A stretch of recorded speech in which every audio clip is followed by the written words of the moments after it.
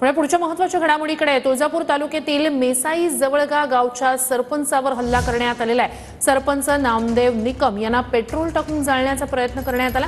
गाडीच्या काचा दगडाने फोडून आणि पेट्रोल टाकून जाळण्याचा प्रयत्न झालेला आहे। पवनचक्कीच्या वादातूनच हल्ला झाल्याची प्राथमिक माहिती आहे।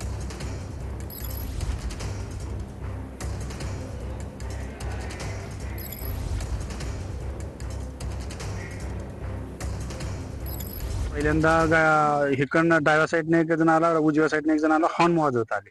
हॉर्न वाजवत येत असताना मग मी आता हिकडच्याला साईड देऊ का हिकडच्याला साईड देऊ म्हणून मी हळूच ब्रेक टच केलं। ब्रेक टच केल्यानंतर एक जण दोघं बी पुढे आली आणि फटाफटा अंडी मारली। पहिल्यांदा ह्याला सांगितलं की बाबा तू ह्या साईडला बस, मी गाडी चालवतो। मी गाडी चालवायला बसलो, महागडच्याने लगेच डाव्या साईडचा काच फोडला। काच फोडल्यानंतर असे कोंडमच्या पाकिटात पेट्रोल भरलेलं होतं।